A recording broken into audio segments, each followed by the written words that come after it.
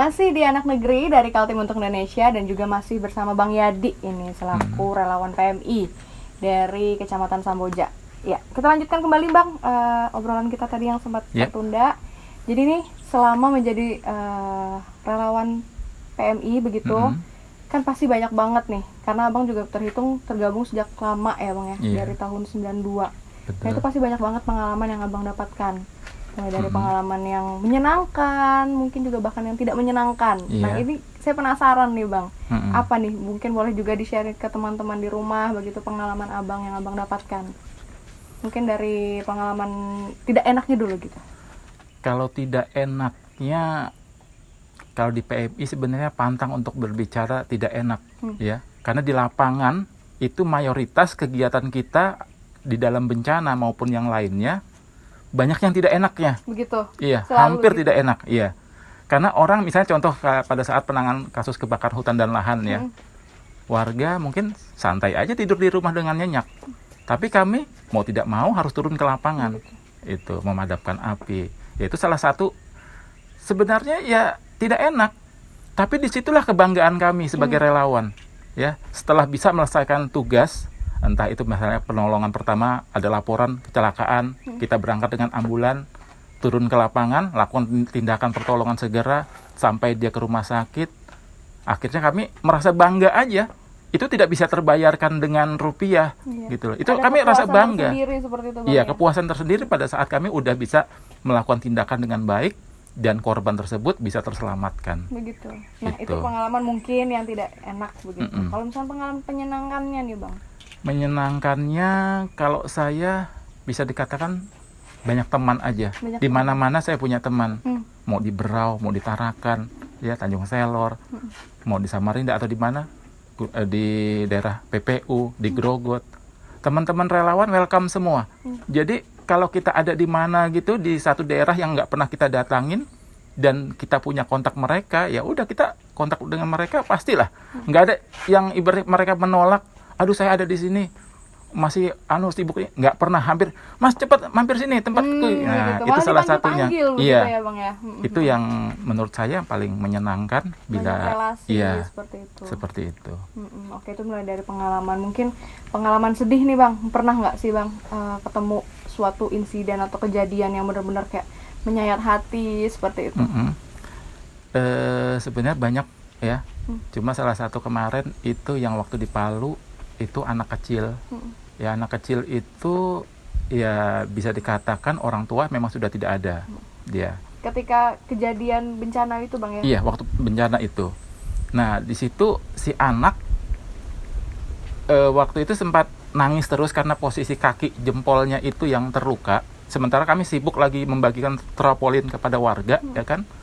Dia digendong oleh, ternyata itu bibinya. Dan bapak mama sudah tidak ada waktu itu. Dan itu sementara bibinya itu kondisi hamil besar, ikut antrian untuk pembagian trapolin. Nah, posisi waktu itu saya ada di atas truk untuk menurunkan bantuan, ya kan, untuk dibagikan di bawah. Saya lihat kok anak tuh nangis terus gitu loh. Sementara jempol kakinya itu bungkusan lukanya itu sudah nggak layak. Mungkin sudah beberapa hari lah gitu kan. Jadi saya coba turun, saya coba datangin, ya saya coba ganti lukanya kan. Saya ganti, saya perban ulang. Karena dia posisi nangis, ya saya coba gendong aja. Habis itu dia ya diem gitu ya. Nah saya bilang, kan ibu hamil, ya udah ibu duduk aja. Saya minta untuk petugas untuk membagikan lebih terdahulu gitu kan, dengan lewat samping lah gitu, karena nggak enak dengan yang lain juga gitu kan. Sudah mengantri. Nah akhirnya si anak pada saat mau diambil sama bibinya itu nggak mau gitu loh. Saya merasa karena saya punya anak seusia itu juga gitu loh, sekitar umur 3 tahunan lah waktu itu.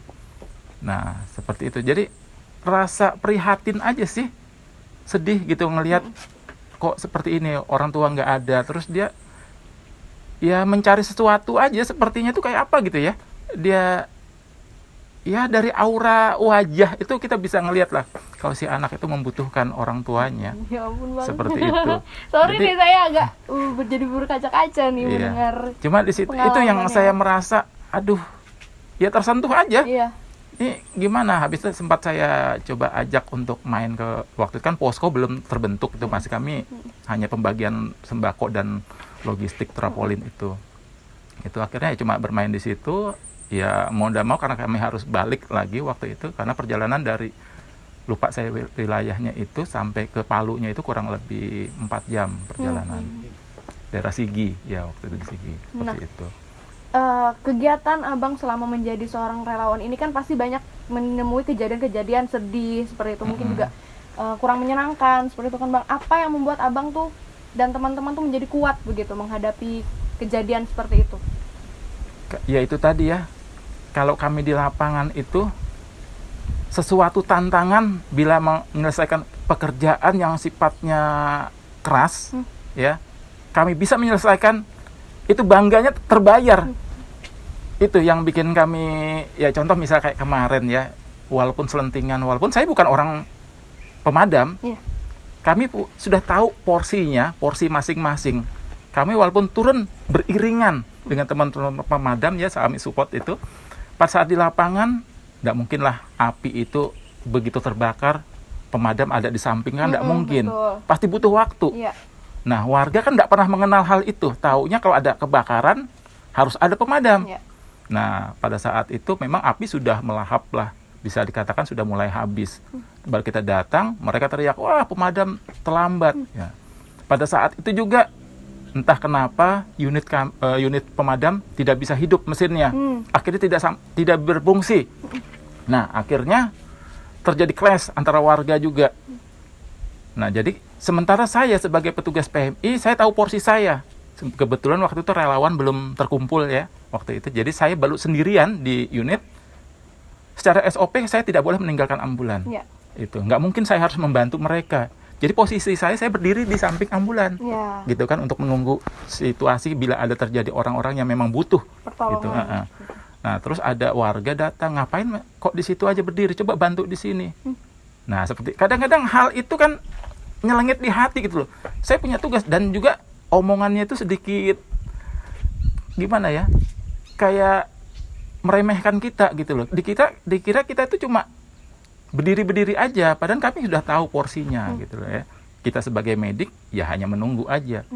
Yang lain ya untuk pemadam segala macam, mereka sibuk dengan tugasnya masing-masing. Karena juga mungkin pada saat itu ketika Abang terpaksa harus turun ke lapangan meninggalkan ambulan tadi, pada saat itu juga Bang bersamaan ada pasien yang membutuhkan pertolongan dari ambulan, itu jadi terhambat seperti itu. Betul, itu makanya saya nggak mau ninggalkan. Itu salah satunya.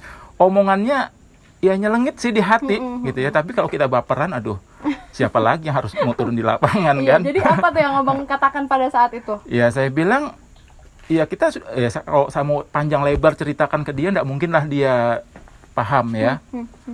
Jadi ya udah santai aja, saya bilang kalau memang marah itu, nah tim-tim pemadam kamu datang di sana, saya bilang tanyakan mereka. Kalau saya memang tugas saya di sini, ya seperti itu. Tapi begitu teman-teman saya pada datangan relawan yang lain, ya kami juga support teman-teman pemadam. Seperti itu. Nah, untuk harapan kedepannya nih, Bang Yadi mungkin punya harapan untuk kedepannya untuk teman-teman PMI kah, atau mungkin juga masyarakat sekitar, responnya terhadap teman-teman relawan itu seperti apa? Ya harapan saya warga bisa tahu porsi kami sebagai relawan memang benar-benar murni dari panggilan hati. Ya, bukan karena unsur paksaan ada uangnya. Di relawan tidak ada uang. Jadi kalau di relawan itu kita memang sudah tahu konsekuensinya, kita bergabung di PMI untuk tujuan kemanusiaan. Jadi tidak ada yang sifatnya mencari sesuatu di PMI, itu tidak akan bisa, memang tidak ada. Itu jadi harapan saya ya masyarakat bisa mengerti hal itu. Terus saya pesan juga kepada relawan-relawan saya yang ada di Samboja maupun dimanapun berada, ya tunjukkan jiwa profesional kalian sebagai relawan biar kita tetap dianggap sebagai yang terbaik.